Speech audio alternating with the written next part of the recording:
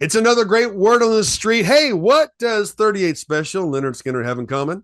And a new fantastic Christian album as well. It's the Van Zant brothers. How you doing, Van Zant brothers? Good, buddy. You know what? It's interesting all the things that are happening in the world right now. It seems like the world is going crazy, and yet in the midst of it all, you can still find your true north. Whether you're singing for Leonard Skinner or doing new things, man, you know what? Jesus is our true north. God is our true north. You've seen celebrities and rock stars and movie stars and authors and speakers on this show. I am so happy to introduce to you the Van Zant brothers, Donnie and Johnny. You know, Donnie, you co-founded 38 Special. Johnny, you're singing for Leonard Skinner. And guys, first off, thanks for being on Word on the Street. Hey, thank you. It's our pleasure, man. And our conversation before this interview started, we should have been taping. Well, I actually came across your new song, Always Look Up. That's the album. And I came across it on, I think it was TikTok. And I thought, man, those guys look familiar. And you're in this church and it's a well-done video. And man, that's Van Zant. And but I kid you not, it wasn't probably maybe within a couple of days that our friend Brian in Nashville contacted me. And would you like to interview Van Zant? Are you kidding? You better believe I'd like to interview Van Zant. Guys, you have a musical dynasty and you're going strong. You have and always have. And my goodness, man, now you got this great song. Tell us about this new project. I'll tell you what, brother. It's actually it's a part of the bucket list of things that we wanted to do, but this one happened to be at the top of the bucket. Yeah. Definitely. So it's just a joy to do it. It's something me and Johnny's been wanting to do for years, and we finally got to do it. Man, our brother, and our dad both love Jesus Christ, but our dad should have been a preacher, brother, and he knew the Bible back and forth and preached to us. But of course, as kids, we kind of went in one ear and out the other. And then as life came by, and you start reaching out to God a little bit more, you're like, hey, I need him in my life. And so we've always been Christians. Did we live it? No. Not at all. And but the seeds were there. The seeds were there that came around. Yeah, the seeds were planted many, many years ago. And to be honest, during the COVID shutdown, I didn't play any music for 15 months. And yeah, I know. I went, wow, it's hot in Florida because we live in Florida, and everybody's like, it's this way every summer, right? You're just not here. So, but man, we're sitting in our little studio. We call it Sulfur Water Studio because water smells like sulfur. Yeah. Yeah, so it's kind of a joke. Anybody who comes down is like, man, your water smells really bad. That's how it is here on the mountains, brother. That's how it is here on the mountain, man. Studio sulfur water. We really started leaning into this whole thing back then, the pandemic, yeah. Yeah, so because we had plenty of time, and to be able to do it. And God gave us that. If one good thing came out of that whole terrible dark time was this, and man, we're just so grateful. It's we had a song that came out first called Jesus Christ, and that particular song has been streamed and not streamed but actually looked at on YouTube almost 700,000 times, and we're just like looking at the views of this and just being amazed by it. Wow. It's interesting, guys, how many incredible artists, they're not quote unquote Christian artists, but they're believers in Jesus. And, my gosh, there's more than folks, more than you think. But, if they're too open about it, they'll be blackballed by Hollywood. They'll be blackballed by the mainstream music industry. But it's just interesting how many people they climb the top of the ladder to success, and they achieve all the things that the world says you need to be happy, and they look over the edge, and there's nothing there. And sometimes we have to we all have to come to the end of ourselves. We all have to come to the point where our faith becomes our own. And, you know, Jonathan Cain, a lot of people don't realize that Jonathan is now doing worship with his wife, Paula White. But Jonathan, who wrote Don't Stop Believing, that was about his faith before Steve Perry, who, by the way, my friend led Steve Perry to Jesus in his driveway, Tim Miner. Yeah, a lot of people don't know that.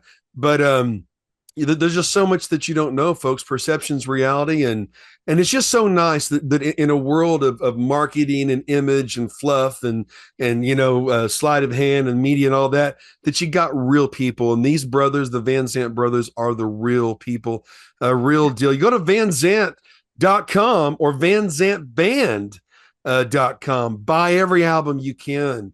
Hey, you can also go to you can also go to our label and Frontier Records and check it out. But you know something real. I'm sorry. Go ahead. But what you were just talking about, having all the wealth, the fame, and all of that, still something missing. You know, we actually have a song on this CD called "Praying." Praying. Yeah.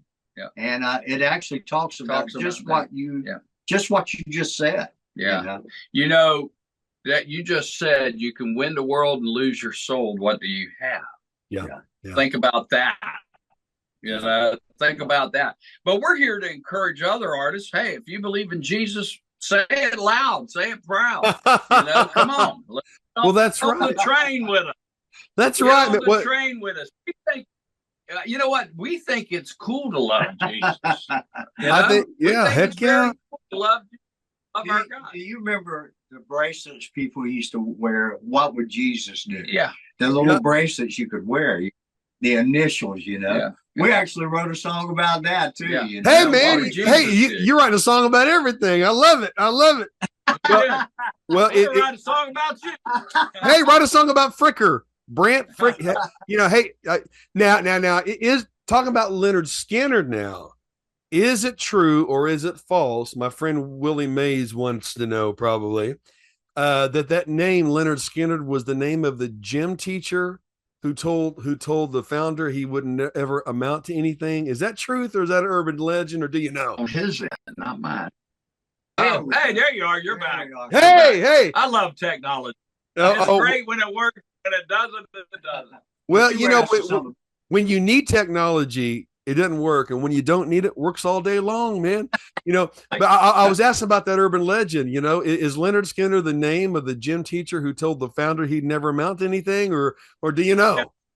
The original Leonard Skinner was coach of Robert E. Lee High School, and politically they changed it, of course, since way back when. The name of the high school. He used to kick the guys out for having long hair, and back then long hair was a little bit of hair over the top of your ears, So as a joke, I thought in Good Shepherd, which was a Christian dance thing that they did at a church here in Jacksonville. One night they just said, hey, in honor of Coach Skinner, who kicked us all out today for having long hair, we're going to rename the band instead of the 1% to Leonard Skinner. And they respelled it, of course, and did it a different way, man. But he was legendary down here in Jacksonville for a long time. Passed on. Yeah. Wow. How would you like to have that legacy, of being the guy? I hope he was able to, smooth it over a little bit or, all that. And now 38 special, man. Again, man, let me just say this for everybody.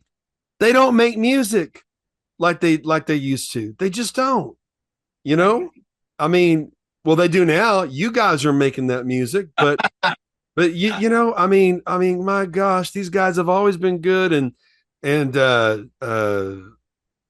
don't know. I grew up playing piano, a different story. I was a piano prodigy, made a living at doing live music and put out some albums and radio songs, yada, yada, yada.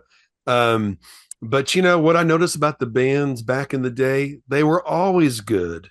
and they just don't make music like that anymore Yeah. unless you go to vanzant.com or vanzantband.com. And I'm going to type this in. I'm going to go there as well. I've already gone to both the other sites. The label name again is, did you say Frontier? Frontier Records. Yeah, Frontier. Yeah. Frontier Records. They're an Italian company. We had to go all right. Italy to get this music out. Well, welcome to the family. Welcome to the did they make you an offer you can't refuse?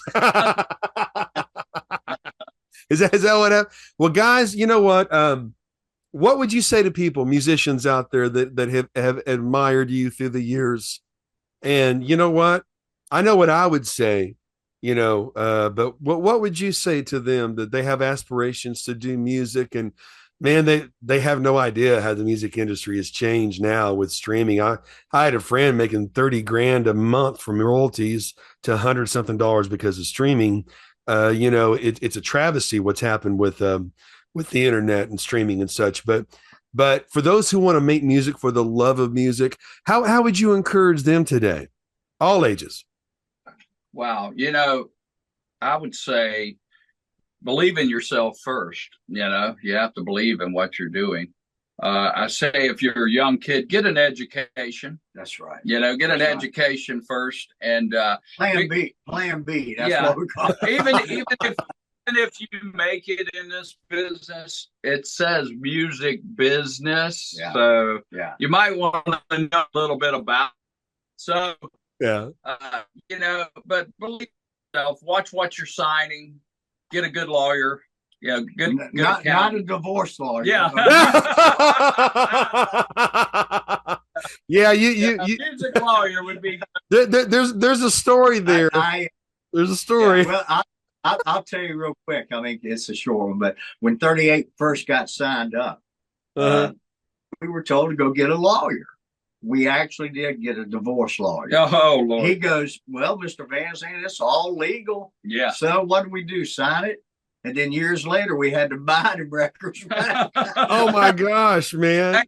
Hey, another thing to that lawyer thing, try to get a flat rate on them. Not an hourly rate. Flat rate. Oh, my goodness. But no, man, I think you just got to love what you do. And we love it. I've had, played with 38 for 40 years. Yeah. And I had a blast doing it. But I think, start writing your own stuff. That's a good advice. You're not going to make it copying somebody else's music. You may be able to do a song or so, but you're going to need your own style and dedication. Yeah, dedication, and know that you just said it. Even writing songs and putting out an album don't mean that you're going to be able to make a living. You're going to have to stay on the road and go out and play live shows. That's where it's at right now, for musicians. It's being on the road. So it's interesting, though, because I'm 55. I did 7 albums, had some radio singles. I never really tried to be an artist. I was too busy, doing other things. I just loved music, and I love the reaction of people and the interaction of people. And it feels good to love music for the love of music again. But the only reason that I was able to make somewhat of a living with it is because I had a business mind, a marketing mind. I wanted the venue to do well that night. So I didn't go in trying to be discovered. I went in to do business, and that was the difference. But it's wonderful to play music for the love of music. And you know what? If you love Leonard Skinner, Southern rock, groove, feel, sound, you love 38 Special. Who doesn't? Either one. There you are, and speak his name. You got to look at those videos on YouTube. You're going to get that same feel, and then some, because as you guys talked about shooting the videos in one of the churches, you really felt the Spirit of the Lord. Man, God's kissing what you're doing, guys. Thank you very much. So much.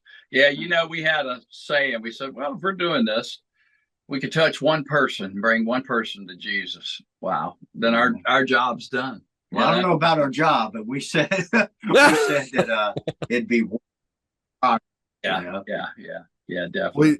Well, you know what? Jesus, like I said earlier, we think he's the coolest guy that ever walked this earth. So everybody else is just a little. We're nothing compared to him. So we want to Well, spread the word. yeah, you know what? Those who know him, and That's right. Yeah. he saved me. He saved my dad. And I tell you, Yeah. I don't serve him for what he can do for me. It would take 10 lifetimes to even try to pay him back of Sure. what he's already done. But you know, guys, Yeah. you reap what you sow. What comes around goes around. And I know that you're going to be blessed for using your Thank talents and your influences to bless others. You know, you never know, folks. Have you ever been that person 3 o'clock in the morning with Jack Daniels in one hand and a gun in the other? I've been there, you. Yeah. and it was Yeah. Jesus. It was Jesus. And Yeah. let me tell you, man. Uh, you know, Proverbs 16:3, guys, commit to the Lord what you do, and your plans will succeed. You have already been successful. You're already successful, even in the eyes of the world. But I just pray and declare that you have a tenfold success and prosperity for the sake of reaching more people. You know, there's people who love things and use people, and you've seen that throughout the industry and throughout the world. But then there's people who love people and use things. If you didn't love people, you guys wouldn't have done this album, and Sure. much less your videos and shot in a church as well. And there's people that are hungry. You know, even when I was playing piano in bars, you know what the number one requested song was? You'd think it'd be Sweet Home Alabama, but you know what the number one requested song was? Amazing Grace. Amazing Grace. There you go. Amazing Grace, because I got we all you. know. Now Yeah. I did a little rocking style, but we all knew we needed it. Yeah. And isn't No, it wonderful, man? Yeah, have you heard? You've heard of Anthony Oliver, right? I've heard the Have you? name, but I won't pretend Yeah. to know anything about him. No. Yeah, he was like a big. It just he was on the internet playing a song about working man working and stuff, and but he comes out. He opened for Skinner just recently. Yeah. Came out. Now this is a rock show. You know, a bunch of people out there, people having drinks, whatever else they do, Yeah. and but good people, great people, Oh our yeah. family, awesome people. But he came out, opened up a Bible, and quoted some verses, and then he said, "Now we can play." Shut the Bible. And I thought that was the coolest thing. Oh my Lord! I said, you know what? But it was a great thing. You know, I thought, what a wonderful thing to do. I've got to interview a good handful of incredible musicians like yourselves and singers, and we all know, you know, I have an ad agency, so we all know it's perception's reality, good or bad, happy or sad, Sure. righteous or evil. But when you meet people of substance and they're able to leverage the language of this culture, which is the media, but they're able to do positive with it. You know, we are told that Lucifer is the prince of the power of the air. And when we're doing what we're doing right now, when you guys shoot your videos, when you do your music, when you release it to the world, to the airwaves, you're taking back territory that belongs to God. And you're doing Yeah. warfare against the Prince of Darkness, who's not hiding anymore. You can see his witch. Yeah. I was dealing with a witch this morning. You see their ceremonies on the Grammys. You've seen you're starting to hear all the stories that you thought were boogeymen, and they turn out to be true. And you guys, man, how were you able to bypass that? I'm glad that you were, but you know, what were some of your experiences in saying no to the dark side of the industry, or did you have to encounter it? I think for us, I think I can speak for Donnie. We danced with that guy before, you know, and we wanted to. We came to a conclusion. You know, for me, I look at the cross and I go, "Boy, it goes straight up and down, and a cross." I said, either I can take a left or a right, or I can keep going straight to heaven. And for me, that's where my faith came in. And to be honest, I had a daughter who passed from the C word, not COVID. And that time really brought me back to Jesus, because when you're a parent, you lose a child, it's very abnormal. Wow. And you know, you have to lean on the cross. You have to go, you know what, there is a better place. And I got to work my way there because, hey, I always say I'm a sinner, but I'm a true believer. Every day somebody will pull out in front of me and I'm like, oh, okay. So, yeah, that's the problem. I think, with younger kids, they want to have fun. They want to go out and party, do their thing. And that's why I said Jesus is cool to us. You could still be yourself. And on the weekend, if you want to go out on the boat and have a nip and tuck, then that's fine. That's not bad. It's all in moderation. Right. And for us, man, we're such believers. We wrote a song called Jesus Christ about the crucifixion of Christ and the resurrection.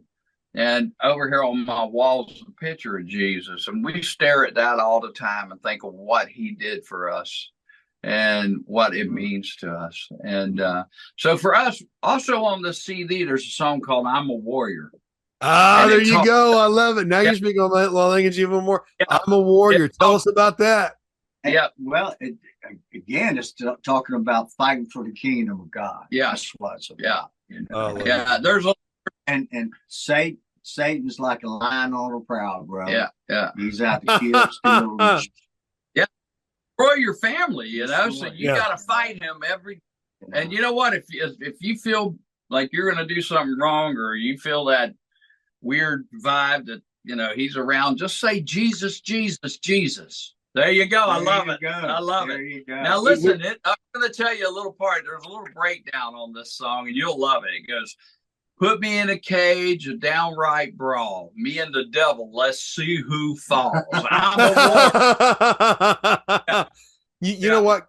Guys, we've already got a great time for our interview, but if you would indulge me for about 5 more minutes or a little less, Jesus, we know Jesus, we love Jesus, but you may not know the connection Jesus has with rock and roll. Would you like to hear it? Yeah, sure. Let's hear it. Hey, the old saying is you're never too old to learn something. Hey, I'm 55 and this old dog's learning new tricks. Hey, me and Donnie just want to tell you, you're a baby. Okay, so I get to tell the Van Zant brothers a connection about Jesus and rock and roll or music. Here you go. So remember when Jesus raised a young man from the dead in front of his mother at the funeral procession? Yeah. We don't know what the Roman Senate annals said about that. Mm-hmm. Jesus had healed a Roman senator. This isn't the Roman Senate annals. Every year you got that lame Time Life. Was Jesus real? Of course they know he's real. He is in the Roman Senate annals. They knew him. They loved him. In the Vatican, the Roman Senate annals loved him. The people, the Romans and Tiberius particularly. But they called him the Theophus. His name was Yesu. J hadn't been invented yet. So before it was Jesus, and he answers to Jesus too, folks. But in the Greek is Yesu. Well, Yesu, Jesus, he was a stonemason. Not a whole lot of wood around Jerusalem when they crucified all the men with Antiochus Epiphanes. So he was a stonemason known for getting projects done early and on time as well. And he did some woodwork, but the Roman Senate annals have more about Jesus than your Bible does. And so Jesus was invited by this Roman senator, Licinius Apollonius, and to come to this day of tribute. Once a year, Tiberius, he wasn't a good emperor, but he was a good warrior. Tiberius had a procession of the unknown soldier. Basically, it was the day of tribute. Well, any soldier who had died within 2 weeks of the day of tribute, they would do the procession with his body. They have their priests and they have their trumpets and all their to Jupiter and Apollo and Zeus. And so anyway, Jesus was late. He was late a lot. He did his projects on time, but he was late a lot. And he met them on a toll road in Nain, the Roman outpost of Nain. He sees the procession. He sees Licinius Apollonius. Licinius probably going, "Oh man, he's late again." because he healed the guy that was Right raised up. time. Yeah, man. But he was right on time. People say, well, God's never early. God's seldom early, but he's never late. No, God's never early, folks. He's right on time. Well, get this. He stops the procession.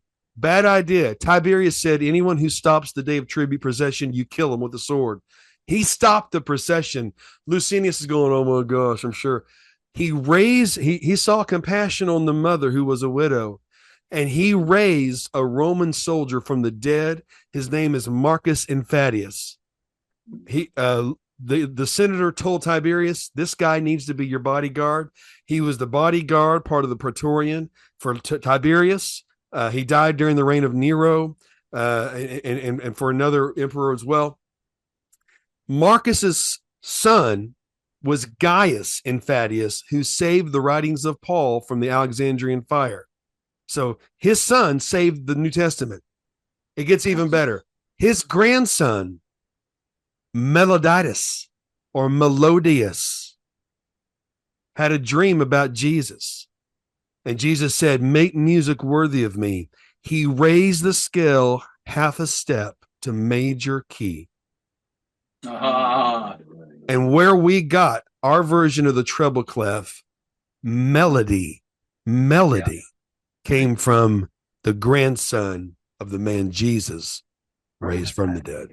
I started playing a little bit of guitar back in 2020, but up to that point, the only thing I heard was melodies. I mean, I heard music too, but I knew, okay, that's what I think it should be, but I couldn't play it. Can I tell you something real quick before he finishes? He drives me crazy with these. I'm all the time. I can't keep up. All the time hearing melodies. So that's a great story. Awesome. That's guys, awesome. It sounds like you know a lot about the Bible and you've read a lot. And I wanted to tell you something. I was watching this thing the other day. I wish I'd remembered, but the guy was talking about books. He was talking about the Bible.